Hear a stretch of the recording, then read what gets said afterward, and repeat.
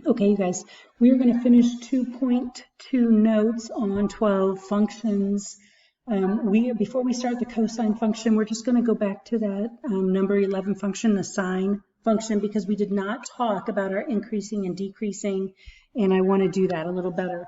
So here we are. Let me just graph this real quick.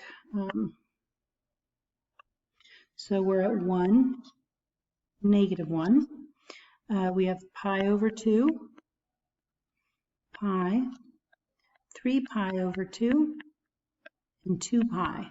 But in order to get the accurate increasing and decreasing, we're going to go negative pi over 2 as well. And you'll see why in a minute. Remember now, sine starts here.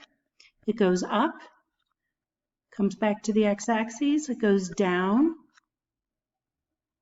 and then goes back to the x-axis. So here is our parent function right there. And the reason we're going to put this point here is that we can then have a complete increasing section. And then the same would be true here. I can extend the x-axis, and after 2 pi, I have 5 pi over 2, and that will go up again, and then I would just continue, and it would come down and go on and on. And so the increasing and decreasing portions just repeat. So how I would write this then, if I want to do the increasing first, I would say increasing, and it is increasing from negative pi over 2 all the way to here, which is positive pi over 2. But then it increases again down here at 3 pi over 2, and then it goes up to 5 pi over 2. And then I could just keep going with that, couldn't I? And so I'm going to just write etc. because I don't know what else to write. I mean, it just goes on and on and on.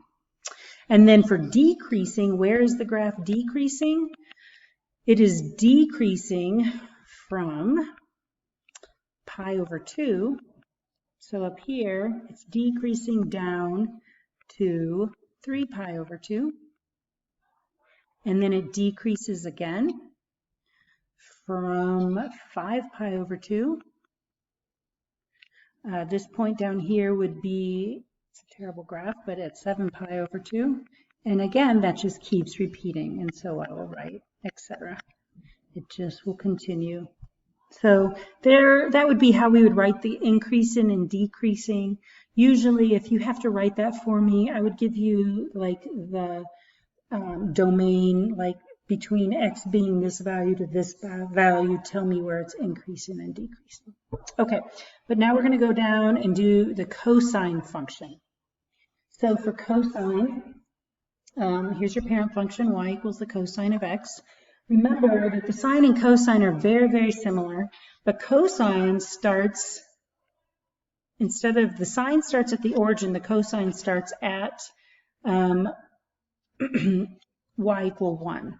So this is 1, this is -1. We do the same, pi over 2, pi, 3 pi over 2, and a full circle, 2 pi. And so a cosine just makes a nice big U. And then it repeats. So here's my cosine parent function. But here would be negative pi over 2. Here would be negative pi, negative 3 pi over 2.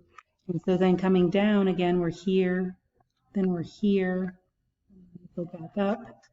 And so for my increasing and decreasing, oh, well, let's do this first. The domain is x can be negative infinity to positive infinity. The range, again, is from -1 to 1 inclusive. The symmetry, this time, remember the sine function had no symmetry. Actually, I'm sorry, the sine function had odd symmetry, and the cosine function has even symmetry. Boundedness, yes, it is bounded. Asymptotes, none. Discontinuities, none. Increasing and decreasing. So where can I write that it will fit? Put that over here in green. Okay, so if I want to write the increasing, write it way up here. Where is the graph increasing? It's increasing from here to there. So I will say from negative pi to 0. And then it's increasing again here from pi to 2 pi. And then again, it just keeps going, etc. And where is it decreasing? It is decreasing from 0 to pi. And then it is also, if we continue our graph again, we're here at 2 pi, then here at 5 pi over 2, and 3 pi. And so we'd be here, and then we would be here, and then it switches up. And so then it's also decreasing from 2 pi to 3 pi. Oh my. All right. And then etc. Extrema. Yep. The absolute max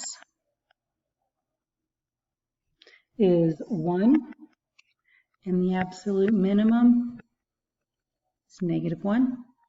End behavior, you will say the limit as x approaches -infinity. So as you look to the left, there is no limit of f of x does not exist.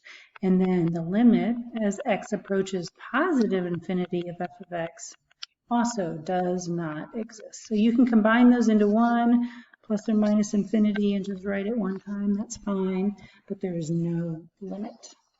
And that is it. There's our 12 functions.